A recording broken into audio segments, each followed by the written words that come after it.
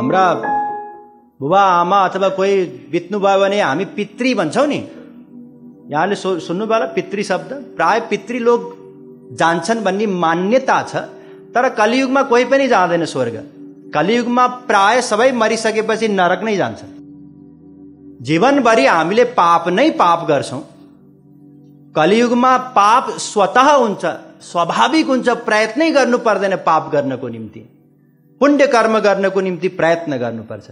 त्यसैले मरिसकेपछि प्राय सबै जाने नरक नै हो। लेख्न चाहिँ हामी लेख्न सक्छौं मेरो पिताजीको स्वर्गवास भयो, लेख्न सक्छौं, तर कोही पनि स्वर्ग जाँदैनन्, प्राय सबै नरक नै जाने हो। र त्यो स्वर्गमा यदि मानिलिनुस् कोही पितृलोक नै गयो भने पनि सधैँको लागि भोग्ने होइन। अघि हामीले चर्चा गरिसक्यौं, आद्यन्तवन्त एवैसाम लोकः कर्म विनिर्मिताः दुःखो दर्कास्तमो निष्ठा क्षुद्रानन्दा सुचार्पिता। भागवत 11:14-11 स्वयं भगवान श्री कृष्णले बताउनु भयो कि पितृ यदि कोही बन्यो मरिसकेपछि भने त्यो आदि अन्तवाला सुख हो। एक दिन सुरु हुन्छ, एक दिन पितृ बन्ला हो। सपोज आज मर्यो, बनिहाल्यो रे, केही समयको लागि बिचारा सुख भोग गर्छ, आदि अन्तवाला हो। र त्यहाँ पनि दुःखो दर्कास्तमो निष्ठा क्षुद्रानन्दा, त्यहाँ पनि दुःख छ, शोक छ, अशान्ति छ। आफूभन्दा माथिल्लो अवस्थालाई देखेर भित्रबाट ईर्ष्या जलन सबै हुन्छ त्यहाँ पनि। एक पटक भगवानलाई एउटा विचार आयो, इन्द्रको अगाडि गएर उपस्थित हुनुभयो, भगवान दर्शन दिनुभयो। इन्द्रले प्रणाम गरे, महाराज हाम्रो लोकमा हजुर आउनुभयो, पदार्पण गरिदिनु भयो, हाम्रो अहोभाग्य। भगवानले भन्नुभयो, इन्द्र म तिमीलाई केही दिन आएको वर माग। इन्द्रले विचार गरे, म के वर मागु, के वर मागु? महाराज एउटा यस्ती सुन्दर कन्या दिनुहोस्, स्त्री, कि तिनै लोकमा त्यति सुन्दर कोही पनि नहोस्। भगवानले करोडौं स्त्री प्रकट गरिदिनु भयो र भन्नुभयो इन्द्र छान। इन्द्रले पहिलो स्त्रीलाई देखे त्यही आसक्त भए तत्काल। भने महाराज मलाई यही दिनुहोस्। एकपटक सबै त हेर, पर्दैन, मैले हेरिसके, मलाई यही दिनुहोस्। उर्वशी, यहाँले नाम सुन्नुभयो होला, लिएर गए आफ्नो गुरु बृहस्पतिजीको दर्शन गराउनको निम्ति। बृहस्पतिले सोध्नुभयो, यी त स्वर्गमा पहिला थिएनन्, यी नयाँ हुन्, कहाँबाट आइन? इन्द्रले भने महाराज भगवानले दर्शन दिनुभएको थियो, वर माग्ने भन्नुभयो, मैले मागे। मूर्ख, भगवान प्रकट हुनुभएको थियो, वर माग्ने भन्नुभएको थियो, तैँले नश्वर चिज मागिस्। यो त त्यहाँको राजाको हालत छ, अनि त्यहाँको पब्लिकले बिचारा के सुख पाउँछ? त्यसैले स्वर्गमा पनि सुख छैन। ते तम भुक्त्वा स्वर्ग लोकम विशालम क्षीणे पुण्डे मर्ते लोकम विसन्ति। गीता 9:21 भगवान श्री कृष्णले पनि बताउनु भयो गीतामा पनि कि स्वर्गको जुन सुख हो अर्जुन, त्यो केही समय भोग गर्छन् व्यक्तिहरू जबसम्म पुण्य रहिरहन्छ। जसरी हामीले संसारमा पनि दुःख गरेर 2 वर्ष 5 वर्ष धन आर्जन गर्यौं, बैंकमा लगाएर राखिदियौं 1 करोड रुपियाँ, अब हरेक महिना 10-10 लाख निकाल्दै खूब भोग गर्यौं 10 महिनासम्म। त्यो 1 करोड रुपियाँ जब सकियो त्यसपछि बैंकले दिन्छ? चेक काटेपछि दिँदैन। त्यसैगरी जुन हामीले मनुष्य देह हुँदाखेरि पुण्य कर्म गर्छौं, त्यो पुण्य कर्मको बापतमा जुन स्वर्गको भोग हामीलाई मिल्छ, त्यो पनि केही समयसम्म भोग्दा जब त्यो पुण्य समाप्त हुन्छ अनि मृत्यु लोकमा फेरि आउनुपर्छ, कुकुर बन्नुपर्छ, बिरालो बन्नुपर्छ, सबै हीन योनिहरूमा जानुपर्छ स्वर्गमा पुगिसकेपछि पनि। त्यसैले जुन वास्तविक सुख हो, आब्रह्म भुवना लोका पुनरावर्तिनोर्जुन, गीता 8:16, ब्रह्मलोकसम्ममा पनि त्यो वास्तविक अनन्त सुख छैन, सधैँ रहिरहने सुख छैन। ब्रह्मलोक अर्थात् ब्रह्माजीको लोकसम्म पुगेर पनि फर्केरै आउनुपर्छ। त्यसैले पहिलो चीज त हिजो आज हामी कर्म धर्म नै गर्दैनौं। कहिलेकाहीँ कुनै घरमा सुनिन्छ शङ्ख घण्टी बजाएको, त्यो पनि एकैछिनको लागि, त्यो पनि परम्परा धान्नको निम्ति चलन चल्दै आथ्यो। अब के छोडिहाल्नु, अन्यथा कर्म धर्म छुटिसक्यो। कलियुगमा कर्म धर्म सम्भव नै छैन। यो त अहिले बल्ल कलियुगको बिहानी हुँदैछ, बल्ल 5000 वर्ष बित्यो, जुन हामी सन्धि समय भन्छौं। जब वास्तविक कलियुग आउँछ केही समयपछि, त्यसपछि जुन पूजाको सामग्रीहरू हामी भन्छौं, यी सामग्री पनि पाइँदैन, किनकि यो शास्त्रमा बताइएको कुरा हो, असत्य हुन सक्दैन। कलियुगमा कर्म धर्म सम्भव नै छैन। अब ध्यान दिनुस्, पहिलो चीज हामी गर्दैनौं। दोस्रो, कसैले गर्छु नै भन्यो भने पनि अब त्यहाँ कडा कडा नियम छन्। यो मैले सजिलै अघि बताइदिए कि यहाँ कुनै कर्म गरेर कोही स्वर्ग जान्छ, जाँदैन कर्म गरेर स्वर्ग। यो त दुई थरी कुरा भयो। कर्म गर्नाले स्वर्ग मिल्छ पनि भन्नुभयो, कर्म गरेर स्वर्ग जाँदैन पनि भन्नुभयो, दुवै ठिक हुन्। कर्म सही सही गर्न सक्यो भने चाहिँ स्वर्ग जानी हो, तर किनकि कर्म सही सही हुनै सक्दैन, त्यसैले स्वर्ग गइँदैन, नरक नै गइन्छ। कर्म गर्नको लागि 6वटा नियमहरू छन्। जो अलिकति जानकार हुनुहुन्छ, अलिअलि शास्त्रवेदको ज्ञान छ, उहाँहरूलाई थाहा छ कि षड्वी सम्पद्यते धर्मस् त्यति दुर्लभतरा कलौ। कुनै पनि कर्म धर्म गर्नको निम्ति 6वटा शर्त छन् र कलियुगमा त्यो दुर्लभ छ। जस्तै देश, कहाँ गर्ने कर्म, कहाँ गर्ने। कहिलेकाहीँ दशैं काट्नु पर्यो भने पनि पण्डितजी आउनुहुन्छ, हाम्रो ठाउँ त छतमै छ एउटा, त्यही छतमै उहाँले पूजा लगाउनुहुन्छ, हुँदैन। त्यो देश कुन ठाउँमा गर्ने, कुन स्थानमा गर्ने, त्यसको निम्ति पनि अनेकौं नियमहरू छन्। काल, कति बेला गर्ने, कति बेला गर्ने। छोरा जहिले अमेरिकाबाट आउँछ त्यति बेला गर्ने, 1 महिनाको लागि आउँछ, हुँदैन। निश्चित समय छ, त्यही समय अनुसार नै हुनुपर्छ। हिजो आज समयको गणना सही सही कसलाई गर्न आउँछ? त्यही कम्प्युटरको या सफ्टवेयरको भरोसामा गणना गर्छन्। पहिलेका जस्ता दिव्य ज्योति प्राप्त ज्योतिष त हिजो आज छैनन् गणना गर्नको निम्ति। त्यसैले कठिन छ। द्रव्य, जुन द्रव्यको प्रयोग गरिन्छ कर्म गर्नको निम्ति, द्रव्य भन्नाले धन, त्यो वर्णाश्रम धर्म अनुसार नै कमाइएको द्रव्य हुनुपर्छ। अब वर्णाश्रम धर्म अनुसार हिजो आज कसले कमाउँछ र? त्यो कमाइ नै हुँदैन, त्यो द्रव्य नै मिल्दैन कर्म गर्नको निम्ति।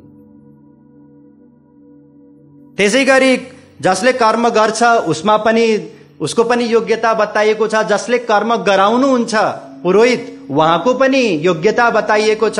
जुन मन्त्रको प्रयोग गरिन्छ, त्यो मन्त्र, वेदका मन्त्रहरूमा स्वरहरू हुन्छन्। यदि एउटै स्वरमा त्रुटि भयो भने पनि अर्थको अनर्थ हुन्छ।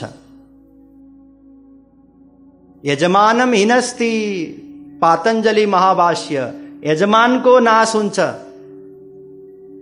र कलियुगमा ध्यान दिनुस्, यो मैले बताएको होइन, मेरो गुरुदेवले बताउनु भएको, जगतगुरु श्री कृपालुजी महाराजले। कलियुगमा यस्तो कोही पनि मनुष्य छैन जसले भगवत प्राप्ति गरेको छैन भने, त्यस्तो महापुरुषको कुरा होइन, मनुष्यको कुरा। कलियुगमा यस्तो कोही पनि मनुष्य छैन जसले गायत्री मन्त्रको सस्वर सही सही उच्चारण गर्न सकोस्। यहाँहरूले सुन्नुभयो होला, ठुला ठुला विद्वानहरूको बीचमा शास्त्रार्थ हुने गर्थ्यो। दिग्विजयी पण्डितजी सरस्वतीलाई सिद्ध गरेका उनी पुगे चैतन्य महाप्रभुजीकोमा। गंगाजीको बारेमा धारा प्रवाह श्लोक सुनाए, त्यही त्रुटि थियो। जब दिनदिनै जप गरिने गायत्री मन्त्र त सही सही उच्चारण हुन सम्भव छैन भने वेदका मन्त्रहरूको सही सही उच्चारण कसरी सम्भव हुन सक्छ? त्यसैले यो मन्त्र युग नै होइन, यो यन्त्र युग हो। त्यसैले वैदिक कर्म कलियुगमा सम्भव छैन। त्यसैले वेदले नै बतायो, इष्टापूर्तम मन्यमाना वरिष्ठम नान्यच्छयो वेदयन्ते प्रमूढा। जसले यो मानव देह पाएर पनि कर्म धर्ममा को निम्ति नै यसको उपयोग गर्छन्, ती के हुन्? प्रमूढा, मूर्ख मात्रै होइनन्, घोर मूर्ख हुन्। वेदले बताएको, मैले कसैको यहाँ अपमान इत्यादि गर्न खोजेको होइन। जसले कर्म धर्मलाई सम्हाल्दै आउनु भएको छ। उहाँहरू आदरणीय हुनुहुन्छ र अहिले वर्तमान समाजमा जे जति अलिकति धार्मिक भावना हामी देख्छौं त्यसमा उहाँहरूको विशेष देन छ। यदि त्यति पनि नगरिदिएको भए हाम्रो समाज अझै भ्रष्ट हुन्थ्यो। एउटा हुन्छ सिद्धान्त पक्ष। सिद्धान्त पक्षमा खरो कुरा गरिन्छ, सुन्दाखेरि अप्रिय लाग्न सक्छ, तर वास्तविकता हो, वेदले बताएको। किन प्रमुढा भनियो, किन घोर मूर्ख भनियो कर्म धर्म गर्नेलाई? अब यसको कारण सुन्नुस्। जस्तै एउटा कैदी छ कुनै जेलमा र राजा घुम्दै फिर्दै आएछ र अघि इन्द्रलाई बरमाग भने जस्तो के छ तिम्रो विचार, म तिम्रो लागि के गर्न सक्छु भन, म तिम्रो कुरा पूरा गरिदिन्छु भनेछ। कैदीले भन्यो कि महाराज यो जेलमा त असाध्यै दुःख छ, कैदी धेरै छन्, फलानु जेलमा थोरै कम कैदी छन् रे, त्यहाँ अलि सजिलै बस्न पाइएला, मिठो खान पाइएला, मलाई त्यो जेलमा पठाइदिनुस् भनेछ राजालाई। अब हेर्नुस् है, उसले एउटा अवसर पाएको थियो नि राजासँग आफ्नो कुरा राख्नलाई, होइन र? त्यो अवसरको यदि उसले सही सदुपयोग गरेको भए त ऊ जेलबाटै मुक्त हुन्थ्यो। राजालाई त त्यो अधिकार छ। राजा भन्नाले हिजो आजको जस्तो संविधानको तल भएको हो र होइन नि, पहिलेको राजा, संविधान भन्दा माथिको राजा। जसरी अवसर पाउँदाखेरि पनि त्यो व्यक्तिले जेलबाट मुक्त हुने उपाय गर्नुको साटो एउटा जेलबाट अर्को जेलमा जाने प्रस्ताव गर्यो, त्यसैगरी यो पनि एउटा अवसर हो मानव देह, जसमा यदि हामीले यसको ठीक ठीक सदुपयोग गर्यौं भने हामी यो माया रूपी जेलबाट पर जान सक्छौं। तर यो अवसरलाई यदि हामीले स्वर्ग जानको निम्ति, स्वर्ग पनि एउटा जेल नै हो, त्यहाँ पनि बन्धन छ, माया छ, त्यहाँ पुगेर पनि फर्केर आउनुपर्छ, त्यहाँ जानको निम्ति प्रयोग गर्यौं भने हामी पनि के हौं? महामूर्ख हौं। कुरा बुझ्नुभयो अब? किनकि अवसर मिलेको छ नि त हामीलाई, यो मानव देह मिलेछ, हामीले यसको सदुपयोग गर्यौं भने त मायाबाटै पार हुन सक्छौं। जब मायाबाटै पार हुने उपाय छ भने त्यो साधना गर्न छोडेर कर्म धर्मको पछाडि लाग्यौं भने के हुने भयो? हामी मूर्ख हुने भयौं। त्यसैले भगवानले अर्जुनलाई के उपदेश दिनुभयो? सर्वधर्मान परित्यज्य। अर्जुन सबै धर्मलाई त्यागिदेऊ। के गर? मामेकम शरणम व्रज, मेरो शरणमा आऊ। गीता 18:66। ध्यान दिनुस्, यो गीताको फिलोसफी पनि थोरै बुझौं आज। गीतामा प्रारम्भमा यदि यहाँले गीता कहिलेकाहीँ पढ्नु भएको छ भने अर्जुनको मनमा दुविधा हुन्छ कि महाराज यदि युद्ध भयो भने यी सबै मर्छन्,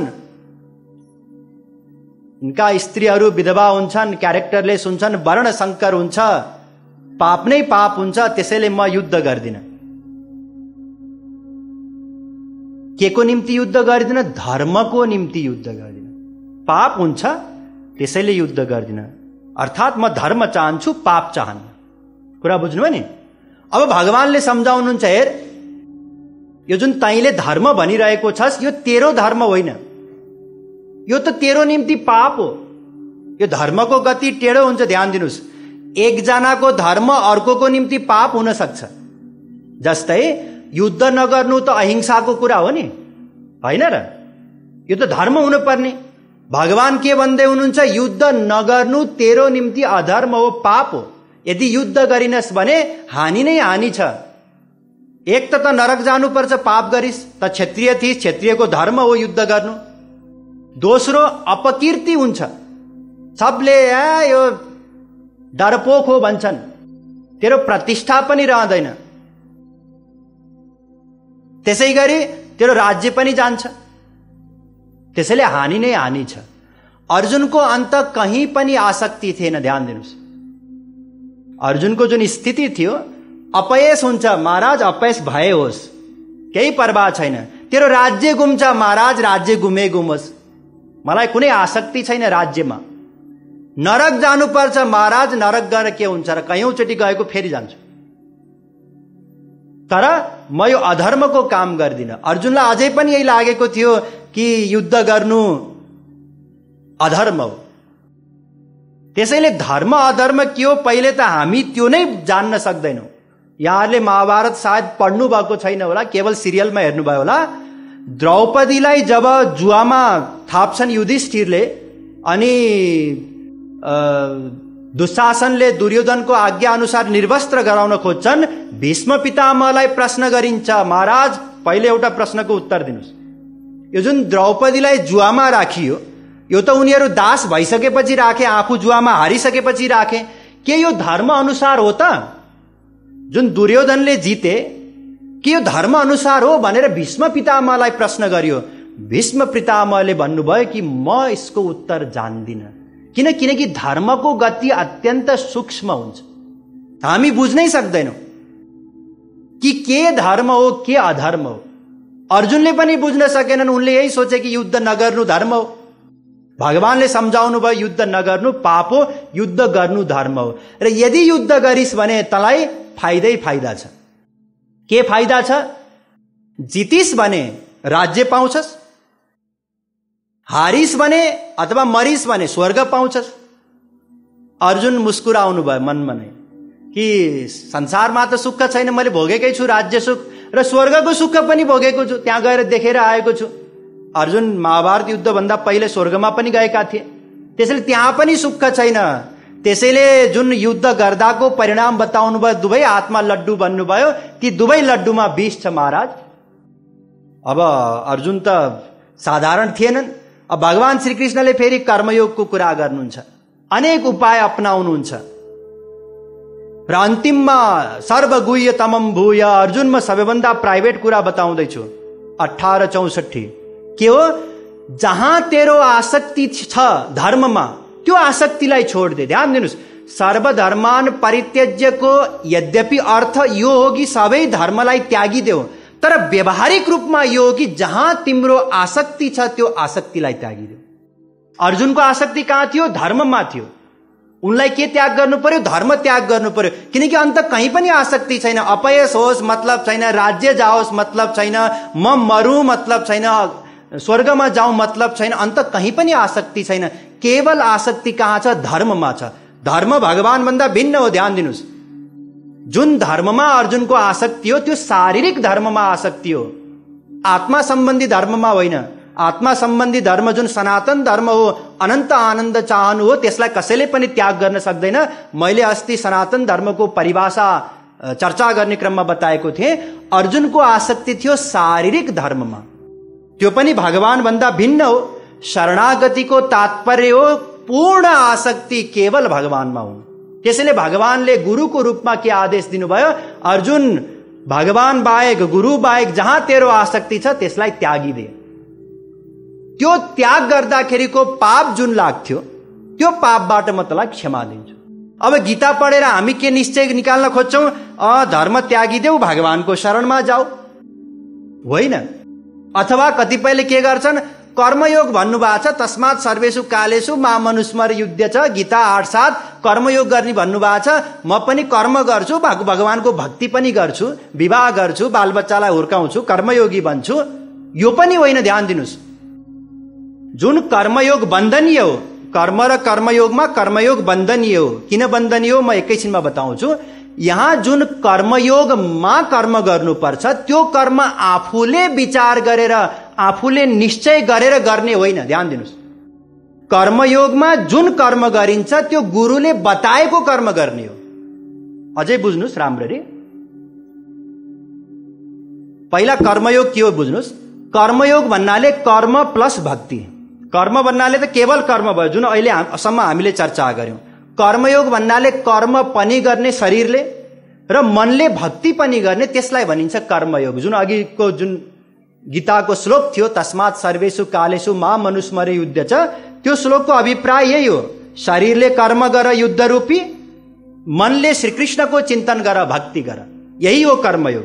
र यो कर्मयोग अन्तर्गत जुन शरीरले कर्म गर्नुपर्ने हो त्यो कर्म पनि आफैले निश्चय गरेर गर्ने कर्म होइन। त्यो कर्म कसले बताइदिनुहुन्छ? गुरुले बताइदिनुहुन्छ। अब बुझ्नुभयो? अर्जुनले आफ्नो बुद्धिले निश्चय गरेर युद्ध गरेका होइनन्, अर्जुनले गुरुले बताएर युद्ध गरेका हुन्। हिजो आज व्यक्तिहरू धर्म रक्षा गर्नुपर्छ, धर्मको रक्षा हुनुपर्छ, के गर्नुपर्छ? भगवानले अर्जुनलाई त युद्ध गर्ने आज्ञा दिनुभएको थियो, हामीले पनि शस्त्र उठाउनुपर्छ, यस प्रकारको अभिप्राय निकाल्छन् गीता पढेर होइन। भगवानले त गुरुको रूपमा अर्जुनलाई उपदेश दिनुभएको थियो, तिमीले पनि यदि सनातन धर्मको रक्षा चाहन्छौ भने तिम्रो गुरुलाई सोध पहिले। कस्तो गुरु? श्रोत्रिय ब्रह्मनिष्ठ। ध्यान दिनुस्, त्यो गुरुले जे बताउनुहुन्छ त्यो गर्नु, त्यही कर्मयोग हो। अस्तु, ध्यान दिनुस्, कर्मको बारेमा चर्चा गर्ने क्रममा हामीले यही बुझ्यौं कि पहिलो कुरा, कर्म त हामीले लगभग छोडिसक्यौं। दोस्रो, कसैले गर्छु म कर्म भन्छ भने पनि त्यो स्वर्गसम्म मात्रै पुर्याउँछ कर्मले। त्यो स्वर्गमा कुनै पनि सुख छैन, अनन्त सुखको लवलेश पनि छैन र केही समय भोगिसकेपछि त्यहाँबाट पनि हीन योनिमा भट्किनु पर्छ। त्यसैले कर्म हाम्रो निम्ति अनुकरणीय होइन। कर्मको जसले सहारा लिन्छ, वेदले उनीहरूलाई के बतायो? घोर मूर्ख बतायो।